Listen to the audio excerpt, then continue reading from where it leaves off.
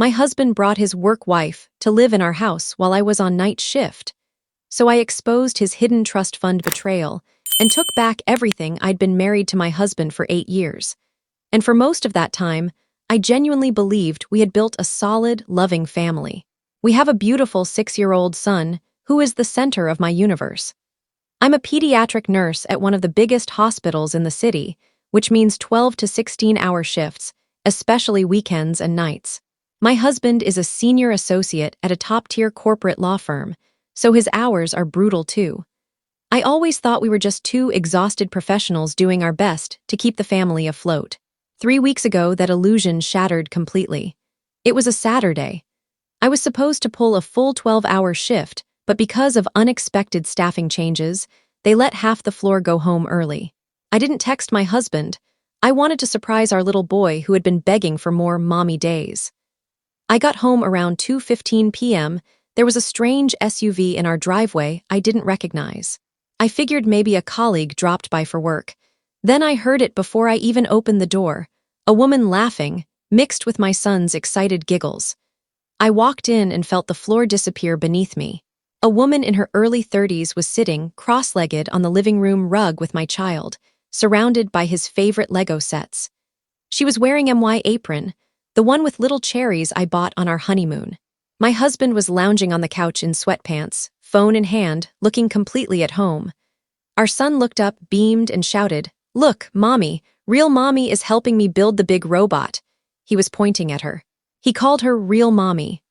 My husband leapt up like he'd been electrocuted, stammering that this was Sarah, his work wife, and that she was only staying with us for a few days because her apartment had terrible flooding.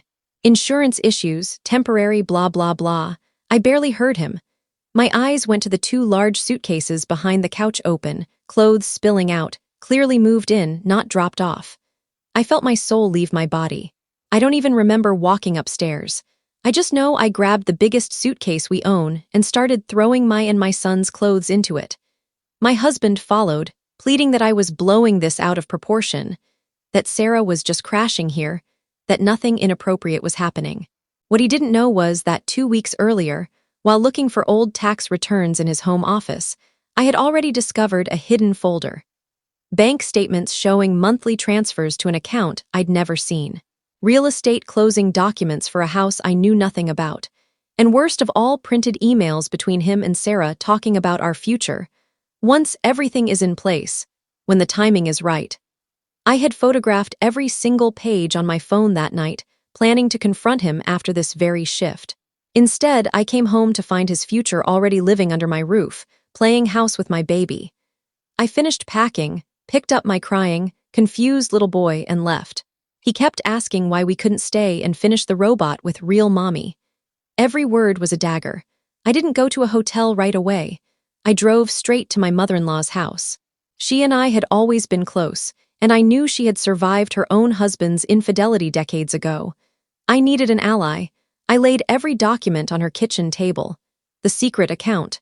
The house purchased in both their names. The emails, the trust fund withdrawals. Her face went white, then red. She recognized the trust immediately. It had been set up by her late husband with ironclad rules. The money was strictly for family expenses and our son's future. Using it to buy property with a mistress was fraud. Within hours, she was on the phone with the trust administrators and the family attorney. The entire fund was frozen that same afternoon. The dominoes fell faster than I ever imagined. Because the property was partially purchased with diverted trust money, the transaction had to be reported. Because both my husband and Sarah worked at the same firm and never disclosed their relationship, a direct violation of HR policy, the firm was notified. An internal investigation began immediately. I filed for emergency sole custody that Monday morning, attaching photos of Sarah's belongings in our home, screenshots of the emails, therapy intake notes. I had already booked our son with a child psychologist specializing in parental alienation and the trust documents. The judge granted temporary sole custody within 48 hours, citing clear and disturbing evidence of attempted parental replacement. My husband's world imploded. The firm's investigation uncovered years of favoritism. Sarah receiving plum assignments, billable hour padding, client introductions, all orchestrated by my husband. Colleagues who had stayed quiet for years suddenly had a lot to say once they realized heads were rolling. Both were placed on unpaid administrative leave. Then it got worse. Client confidential information had been used to secure the secret property and other investments. That triggered mandatory reporting to the state bar. Both of them are now facing disbarment proceedings. The trust investigation confirmed multiple violations going back 14 months. My husband's access was permanently revoked. Every remaining dollar is now in a restricted account for our son's education and well-being only. Sarah's flooded apartment, perfectly fine. That was just the excuse they cooked up so she could move in while I was working nights. Our son is in twice-weekly therapy. The psychologist identified classic parental alienation tactics, telling him I was always at the hospital because I loved my job more than him, that Sarah would always be here when mommy has to work, buying him toys I supposedly didn't have time to buy. He had started believing I was the part-time parent. Hearing that in the therapist's office nearly broke me, but slowly, surely, he's coming back to me. He calls me mommy again without hesitation. The nightmares are less frequent. He no longer asks when real mommy is coming back. My mother-in-law has become my biggest champion. She's apologized for ever doubting me, has cut her son off financially and emotionally until he takes full accountability, and is helping me house hunt in the best school district with her own money.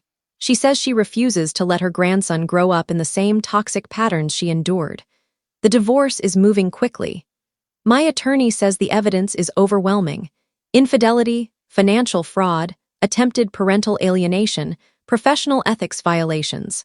I will retain primary custody, the marital home, and a significant portion of whatever assets survive the fallout.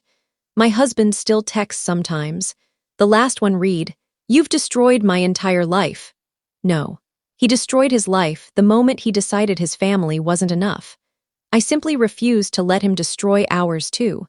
I'm not proud of how brutally everything has collapsed for him, but I'm not sorry either.